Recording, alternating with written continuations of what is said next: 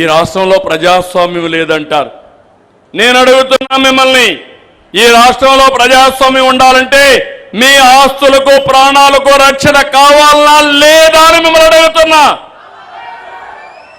ఎప్పుడు ఒకటి ఉంది మీలో, ఎప్పుడు సిబిఎన్ వచ్చినా రాష్ట్రంలో పోలీసు వ్యవస్థ బాగా పనిచేస్తారనే ఆశ మీలో ఉంది, అవునా కాదా అని అడుగుతున్నా.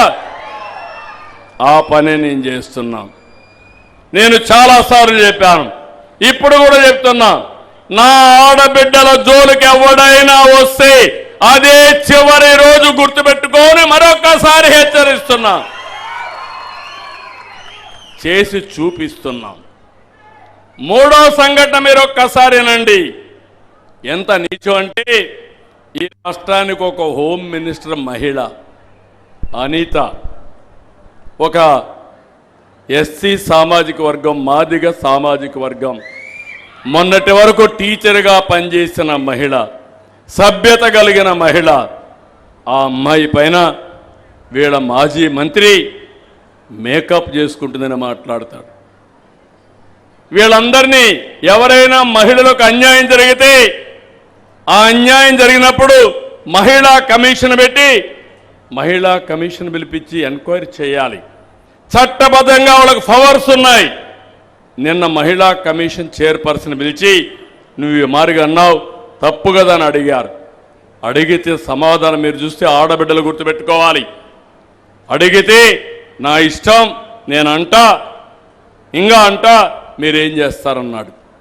అంటే మీరు గుర్తుపెట్టుకోవాల్సింది, అదే ఈ సైకో గాని సహకారం లేకపోతే ఆ వ్యక్తి ఆ మారిగా మాట్లాడతాడా అని అడుగుతున్నా. మా పార్టీలో ఒక అతను, ఈ గొడ్డలి పార్టీ నేత సతీమణి పైన ఒక పోస్టర్ పెడితే నేను ఇమ్మీడియట్గా అరెస్ట్ చేసి జైల్లో పెట్టాను. ఒక మెసేజ్ ఇచ్చాను, ఎవ్వరు కూడా ఆడవారి పైన నోరు బారేసుకోకూడదు, వాళ్ళకి ఏమాత్రం కూడా అవసరం లేని వాళ్ళ పైన ఇలాంటి చేయకూడదని నేను చూపిస్తే, వీళ్ళు వాళ్ళని ప్రోత్సహించి తద్వారా మనం గట్టిగా మాట్లాడితే పోలీసులు అతిగా చేస్తారని చెప్పడం, ఇలాంటివన్నీ చేసే పరిస్థితికి వచ్చారు. నేను ఈ రాష్ట్రంలో ఉండే మిమ్మల్ని అడుగుతున్నా, నేను ఒక పక్క మీకు సేవా కార్యక్రమాలు చేయాలి, సంక్షేమానికి డబ్బులు సమకూర్చాలి, మళ్ళీ శుభ్రంగా నెల నెల మీకు చేర్చే కార్యక్రమం తీసుకోవాలి, ఇంకో పక్క అభివృద్ధి కార్యక్రమాలు చేయాలి, ఇంకో పక్క పరిపాలనలో ఎవ్వరికి ఇబ్బంది లేకుండా కార్యక్రమాలు చేయాలి. కానీ ఇంకొక పక్క మీరు చూస్తే నేను యజ్ఞం మారిగా ఈరోజు పనిచేస్తా ఉంటే వీళ్ళు రాక్షసుల వారిగా వచ్చి ఆటంకాలు చేసే పరిస్థితికి వచ్చారు. అందుకే మిమ్మల్ని అందరినీ కూడా అడుగుతున్నా, ఈరోజు మీలో ఒక చైతన్యం రావాలి. నేను చాలామంది రాజకీయ పార్టీలు చూశాను. నా జీవితంలో మొట్టమొదటిసారిగా నేరాలు చేసే పార్టీ, నేరస్తుల్ని కాపాడే పార్టీ, నేరస్తులతో రాజకీయం చేసే పార్టీ అని నా చరిత్రలో 50 సంవత్సరాల సుదీర్ఘ రాజకీయ చరిత్రలో ఇప్పుడే చూస్తున్నా. అందుకే నేను మిమ్మల్ని అడుగుతున్నా, మీరు కూడా ఆలోచించాలి. అర్హత లేని వాళ్ళకి అందలం ఎక్కిస్తే చాలా సమస్యలు వస్తాయి. నన్ను జైల్లో పెట్టాడని కాదు, నేను పెట్టాలని కూడా ఒక్క నిమిషం పని, అంతే కదా.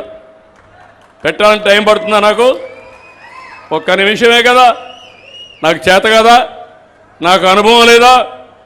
కానీ నా ఉద్దేశం అది కాదు. ఈ రాష్ట్రం ఇప్పటికే నష్టపోయాం. ఈ రాష్ట్రాన్ని అభివృద్ధి చేయాలి, మళ్ళీ మీకు న్యాయం జరగాలి.